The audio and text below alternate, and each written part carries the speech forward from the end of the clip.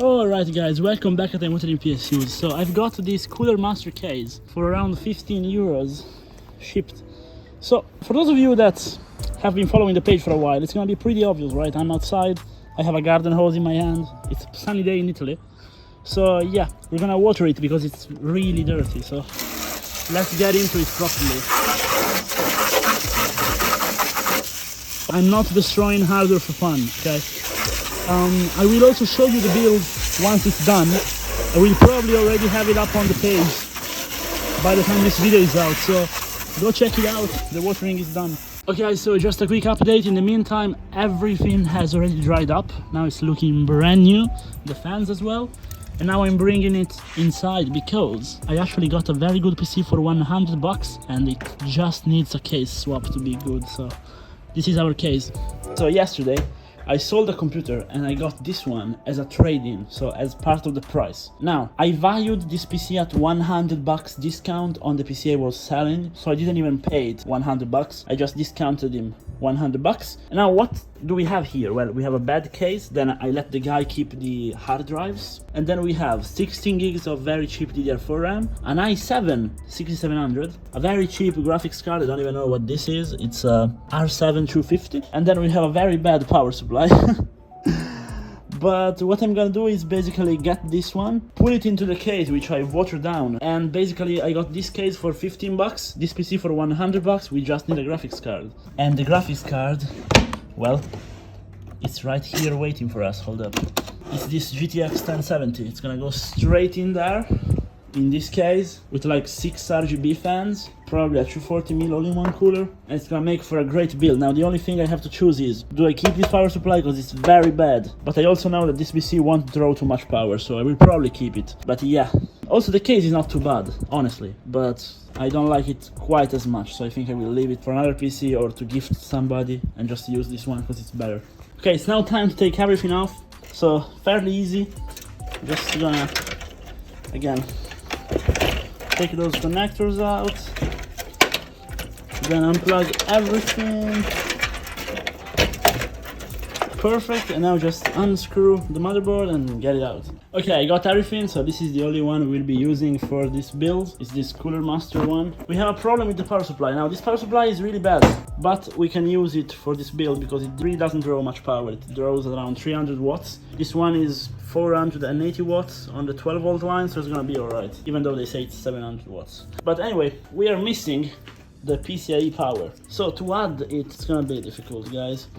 I have to figure out where the 12 volt is coming from and see if I have a compatible thing to attach to it. So, or I could just use an adapter. I will probably use an adapter to avoid burning this thing up. Let me just slap the motherboard in and just do a test power up before swapping out the cooler. Okay guys, so we went and tested everything out of the motherboard just quickly and then just built the PC very fast. I did not actually take some footage of it because it was pretty quick and easy. And now, of course, you must be saying that all-in-one cooler was totally unnecessary for an i7 6700, and I mean, I actually agree, but hey, we put on it so the PC can be quieter and mostly for aesthetic as well. Here is how the PC came out looking like. I think aesthetically wise it's really good with all the fans, and I mean it must have been really good in the eyes of other people as well because it has actually already sold. So now to recap, I have some videos of the temperatures. I think I have it, so if I have them I will just put a little clip here. So now here we have Prime 95, small FFT, the maximum possible power hit you can have on a CPU, period. It's not throttling frequency wise, and like it stays under 70 degrees. It actually really stays in the 60s. But now let's get on to the CPU and show you the GPU, because that's even more interesting. Now it is a 1070 Strix, but basically we have it undervolted. Now I will just quickly show you the undervolt. It's this one, but I have a tutorial on my YouTube channel in case you wanna learn how to undervolt GPUs. I have it for basically every card in existence. But anyway, this is Heaven benchmark running and we're getting like 240 FPS in Full HD. The temperatures are extremely low. It's like in the 50s, and it's thanks to the undervolt, plus the fact that the case is really nice airflow wise, plus the card is good. Let's get into the finances and the profit for this PC. So if you have seen the previous video as well, then you will know that basically we got the other PC, got a 1070 for free out of it, got some fans, SSD, RAM out of it, but sold it and did not make any profit on that PC because our profit was the pieces we kept. So from that PC, we also, from the selling of that one, we got the base for this PC here. So the one that we paid $100 was actually coming from that PC. So it was actually pretty much for free. So the whole budget going into this PC right here was actually of $15 plus the all-in-one cooler, which was about $30. So it was actually a 45 euros build, and I sold it. Now, how much did I sell it for?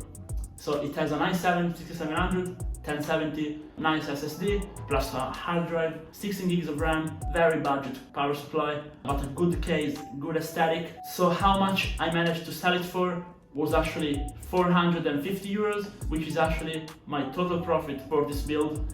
So we subtract the 45 bucks that we spent, and it adds up to a total of 405 euros, which is the profit total from selling both builds. So it's not an insane profit, but it's still like 200 bucks per build in strict profit if you want to partition it that way. Plus we got again the RAM, the SSD and stuff that I'm still keeping on the side and will put on other builds.